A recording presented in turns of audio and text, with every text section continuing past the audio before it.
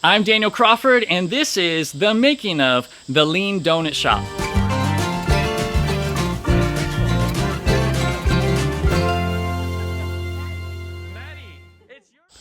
What you're about to witness is the beginning of a grand experiment. An experiment concerning lean manufacturing and donuts. And you might be then thinking, well, what the heck does lean manufacturing have to do with donuts, of all things? And the answer is a lot. Or at least the theory behind this experiment is that it is a lot. You see, lean's been around for a long time, for many decades, but not enough time for it to be simple and clear and understood. It tends to be rather complicated and technical and just boring. Well, in this documentary series, you have the opportunity to join us as we try and figure out this thing called lean, which is more than just a set of technical tools, and instead has to do with growing people and developing them and making that fire kick on in their eyes when they come to work because of their opportunity to use their brains and not just their hands. That's what we're after, and that's what you'll get to see. Not that we have all the answers, but that we're figuring it out as we go. So I'm inviting you to join me on this journey in the making of the Lean Donut Shop. The donut theory is in fact a real donut business, and it was started by none other than my wife, Laura Crawford. It started in her kitchen, and I wasn't even a piece of the puzzle yet. You thought I was crazy. I thought she was crazy. And then it just blew up. Tell us the story. Yeah, so I was pregnant with our third baby, and I think it was equal parts needing something to do with my time that focused my thoughts and energy on something other than my pregnancy, and also wanting really amazing gluten-free donuts because I have celiac disease. There you have it, celiac disease. And can you find a good gluten-free donut around town? You can now with the donut theory, but you could not before. So what's the quick story of what got us from the starting point to where we are today? And where are we today?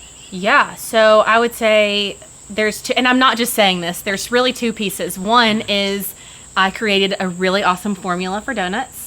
And two, the second piece would be that my husband knows lean, and he knew how to help implement systems and processes in order to make us be able to do what I was doing on a small scale, to be able to do that on a very large scale. So we started just in our kitchen, friends and neighbors. It blew up. Before we knew it, we were selling donuts from the trunk of our car.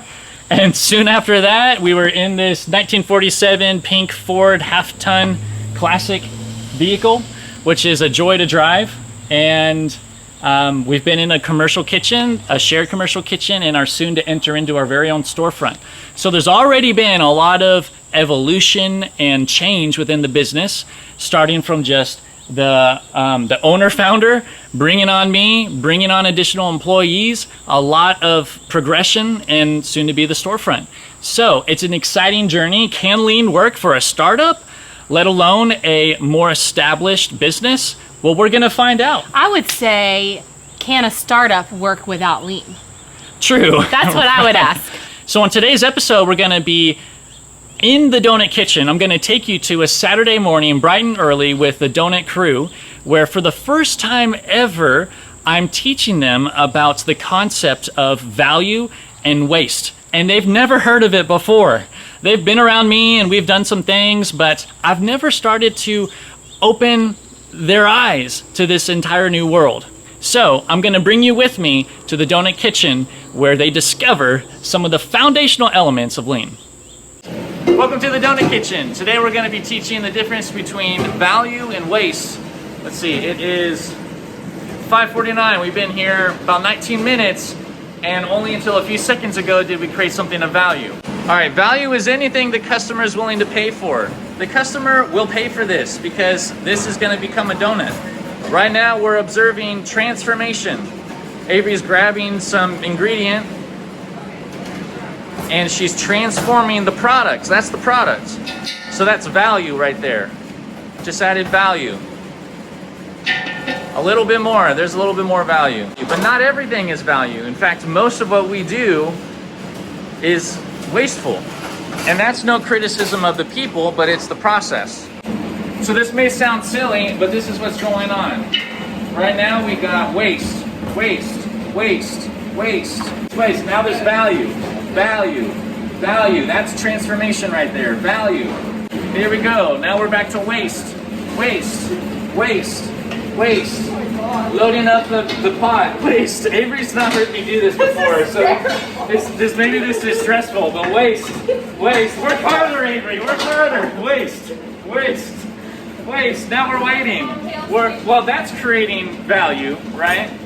The mixer is working, but now Avery, I'm used to saying man and machine for other reasons I'll get into elsewhere, but my woman, my gal, Avery, she's not creating value yet. The machine's working and adding some value, but she is trying to get her next ingredient prepped. It might be necessary to open up the container, but there's no transformation yet of the donut dough. So right now it's waste. We're waiting. That's some more waste. And again, Avery's a rock star. She gets better times on this mixer than almost anybody. But the process she is in is imperfect.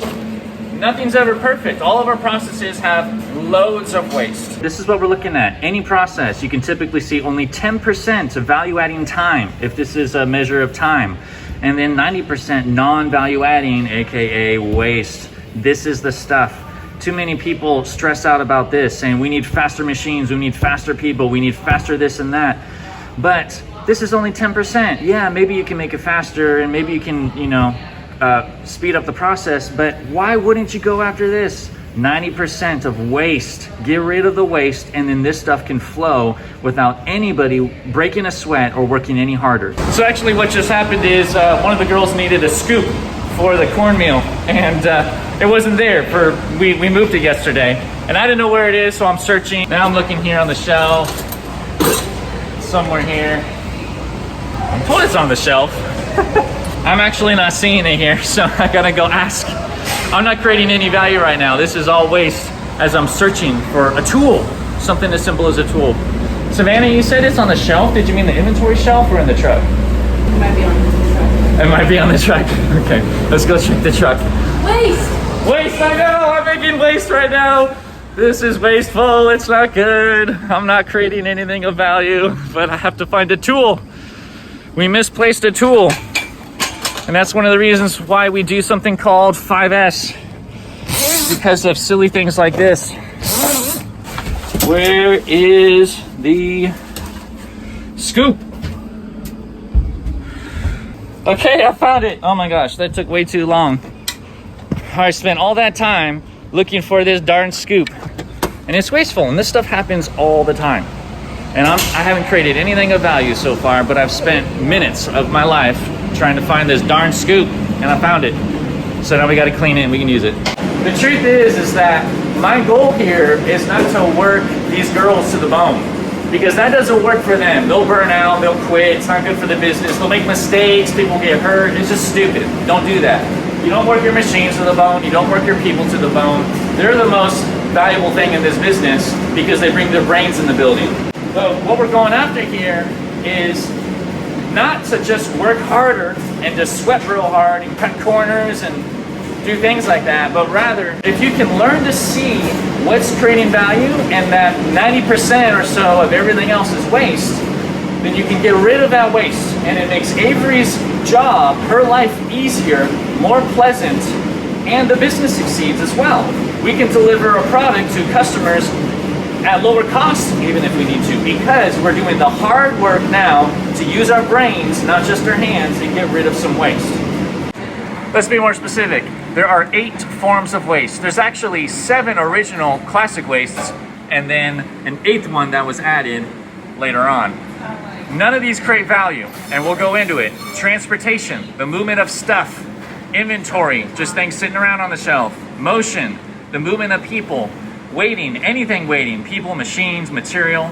Overprocessing, putting more effort into things, doing steps multiple times. Overproduction, doing something before it's needed or in a greater quantity than it's needed. Defects, getting something wrong, making a bad quality product, a bad donut. And then skills, not properly using the genius, the brains of your people. It's so terrible it has to be on video. It's all overproduction. Wasted donuts. What'd you say? is so sad. It's so sad. And isn't that what you said too yesterday, Avery? Yes. Why does it make you feel sad? Because I wish I would have eaten all those donuts. No, because we make all these donuts and then we don't get to sell them and we don't get to give them. Yeah, we work hard in here. We make a good. Yeah, we make a good product and then it doesn't get sold and it feels sad and it's not good. It's overproduction. It's the worst of every waste.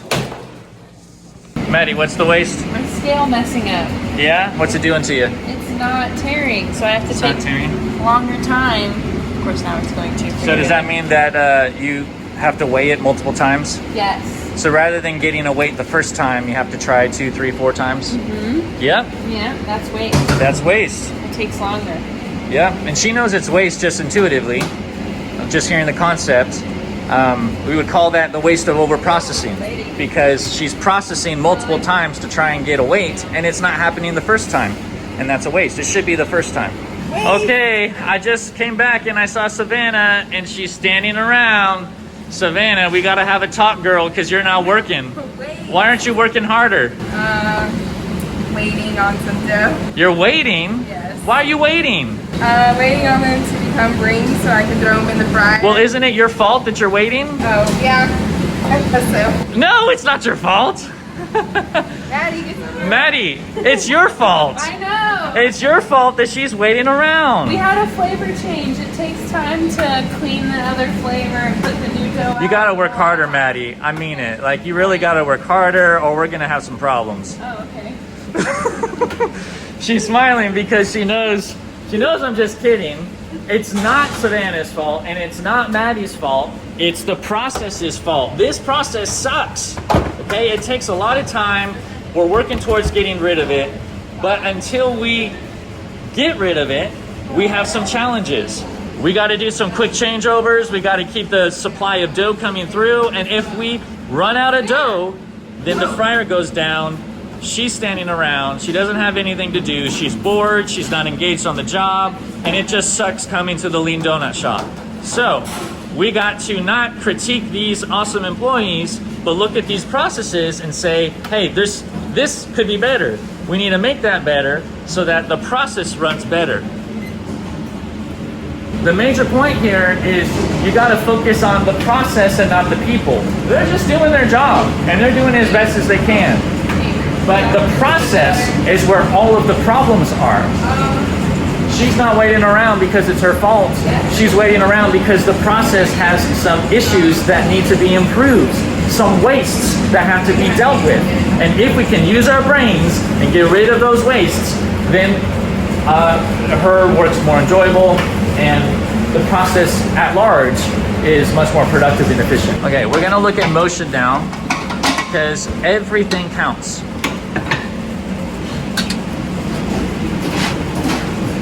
So the time it takes to put on a lid, the fact that she has to bend underneath to grab something under the counter, and actually that's not what she needed, or it's not ready. So now she's walking over there. Yep, now she got what she needed. That was all motion. Walking is always motion.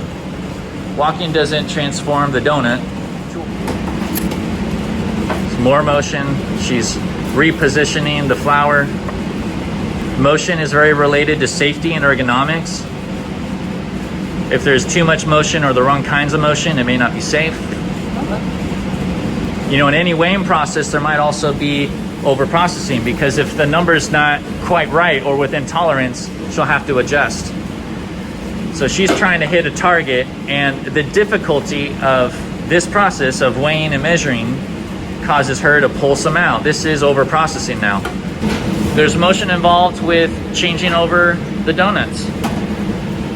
She's got to grab each one out. That's taking up her time just moving around. Those donuts didn't actually change from the fryer to the cooling rack. They were in the basket above. Now they're just cooling on the cooling rack. There was no change, no transformation. It was just simply her moving, and I guess the donuts transporting us a very short distance. And now she was just grabbing more donuts from here. She's reaching, putting here, grabbing another one, putting it here. There's no transformation happening here. She's just relocating the donuts. She has to move to get the donuts in the fryer. but does it have to take that much motion? Now she's transporting donuts over there. She just moves them from point A to point B. And if I speed this up, you'll see her hands just moving all over the place because there's just a lot of inherent motion in this process. Now that those ones have dripped enough, she's putting them over here, but it's more motion and more movement of products. They're not actually changing. And now she's gonna transport the sheet onto the sheet rack. There's more motion involved too. So there's all kinds of motion going through this process.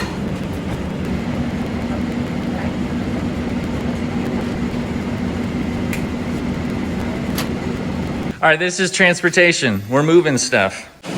There's some transportation. It's waste, it's transportation. She's moving inventory. All right, there's a certain point of view in a process like this that these donut holes are actually defects, which is kind of sad because they're kind of cute, right? But they're defective because we were supposed to get a ring and we got this hole. It's scrap. All of this is scrap that has to be recycled in a sense, and that conceptually is overprocessing. We created defects, then we have to process them some more so that we can get a workable product. Now in our case, it's actually a problem to be overprocessing too much because the more she handles the dough, the tougher the dough gets and the worse the donuts are when you chew them in your mouth. So we actually can't do this too much.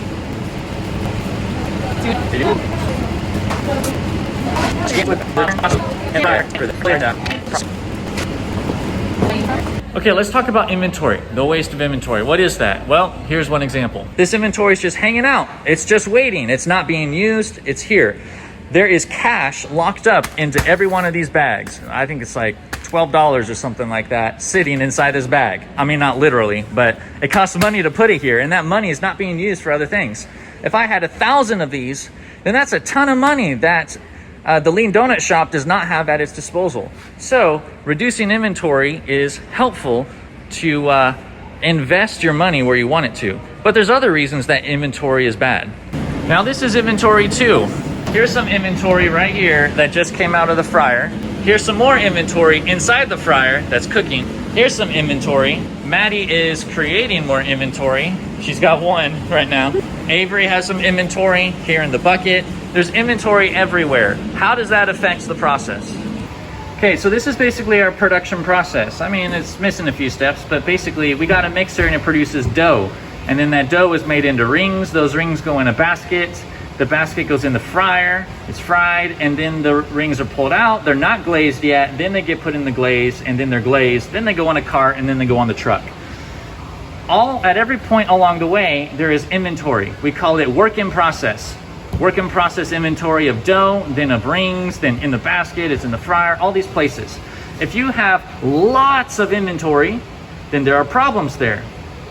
One of the primary problems is that all the inventory takes time, meaning if you have a mountain of dough, then that dough is going to be sitting here for a lot more time before it gets made into rings. If you have a mountain of rings, it's going to be hanging out more time before it is put in a basket. So the more inventory you have, the more time that inventory is hanging out in your production system. It affects the total time it takes from start to finish for a single donut to get produced. Just think about it. If I spent 3 days just making dough, then 3 days have gone by and I still don't have a completed donut. Okay, so if the inventory is big, it takes more time for a single donut to make its way through the entire process. But if the inventory is small, then it goes blazing fast. The lead time, that's what this is called, the time from start to finish, is short when the inventory is low. When the inventory is big, your lead times are also big. And the more time you have your inventory, your products, the more opportunity there is for things to go wrong, for you to have quality problems, for things to get lost, for you to be searching, for you to need more space, just all that stuff. The more inventory you have, the more problems you will have. So you actually want to reduce it, even if at first thought, it makes you feel like you have less safety, less buffer. One of the key ideas about overproduction is called just in time, or sometimes you hear it called JIT. What it means is to have everything delivered just in time, meaning just the right quantity at just the right time. If we make dough before it's needed, we can't do anything with it. Then it just hangs out in inventory and it's waiting on the shelf until we get to it. And then actually there's quality problems and other things that we've discovered too when we overproduce. So you want just the right quantity and just the right time, because that's what the customer wants. You'll notice here that Maddie is not rolling out all of the dough. Why are you not rolling out all the dough right now? Because it'll take too much time, and I can get some now for the fryer, so the fryer doesn't stop. Wait, hold on a second. I asked about you and you're talking to me about the fryer? Yeah. Why are you talking to me about the fryer? If I'm not fast enough, I'll slow the whole process down. Oh, because you're thinking about your customer, huh? Yeah. Yeah, the fryer over here is their customer. And there's one lonely donut over here in the basket, and it needs 8 buddies before it can get thrown in the fryer. So Maddie here is saying, no, I'm not gonna waste my time rolling out all the rest of that dough, because that'd be overproduction. That would be rolling out enough dough for like 2 dozen donuts when the fryer only needs 8 right now. So she rolled out just enough that she can get straight to making the donuts, because she's thinking about this girl who's gonna need those donuts any moment. All 3 of these girls are team members, but they're also customers of each other. Maddie is Avery's customer. Avery is making dough for Maddie. Maddie's making rings for Savannah, and Savannah is finishing the rings for the customer. So everybody's a customer. They're all customers of each other, and the goal is to serve our customers just in time. To not give them more than they need, because they don't need it and it's just a waste, but to give them just what they need at just the right time. It's challenging, don't get me wrong, but if you do that, you will eliminate tons of waste, because you're actually serving the customer and giving them only what they want. That's what saves you from doing what they don't want, which is waste. What we used to do a long time ago is we would make the glaze, and we made the glaze at the very front of the production day. But there were problems with that. When we did the glaze first, we didn't get started on the dough until after, and that meant that the fryer didn't get started until, I don't know, 45, 50 minutes into the day, which was a lot of lost opportunity. The truth is, we don't need glaze right away. Glaze doesn't get put on the donut until the very end, but we were doing it first.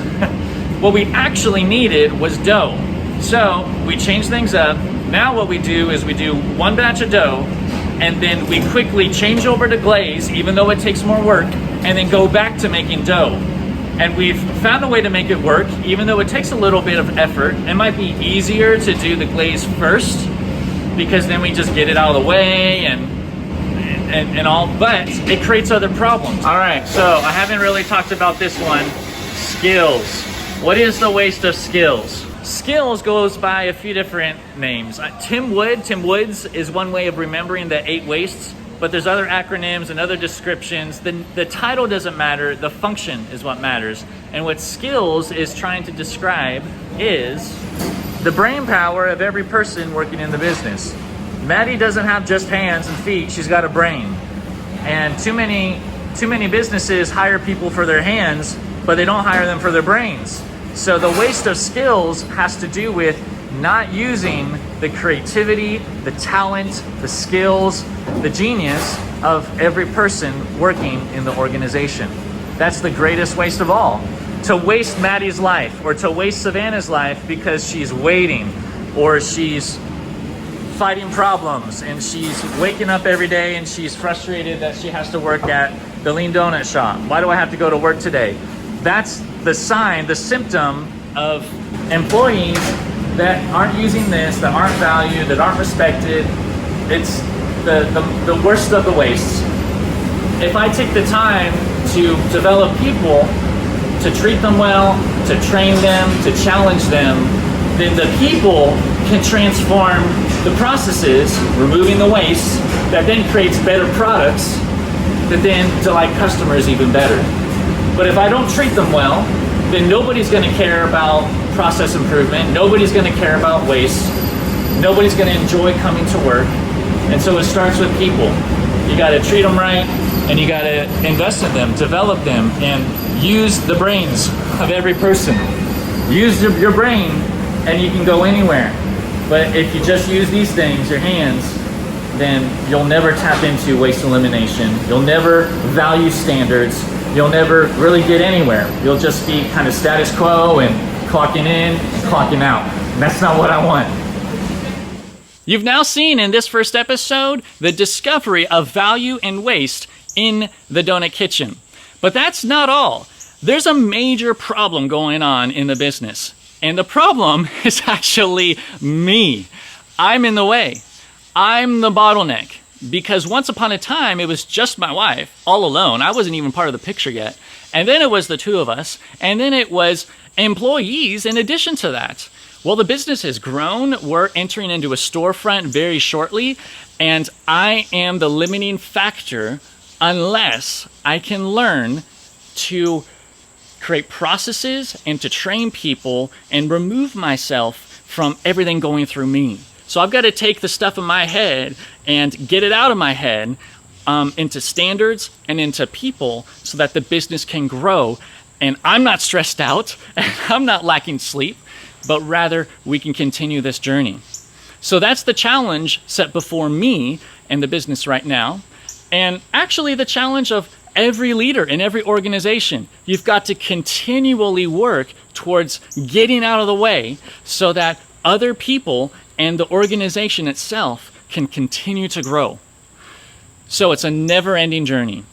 Well, in the next episode, we're going to talk about a very significant tool to support overcoming this challenge. You know, the first tool introduced in this episode was value and waste, but that's not the full picture. If you don't understand the role of standardization, you're not going to get very far. You'll get rid of some waste and then it'll just come right back into your lap within a little bit of time, unless you can standardize. And you can't even train people. You can't even engage them in the practice of continuous improvement unless you've got a tool, standards for everybody to play to and to improve. So that's what you're going to witness next on episode 2 of The Making of the Lean Donut Shop.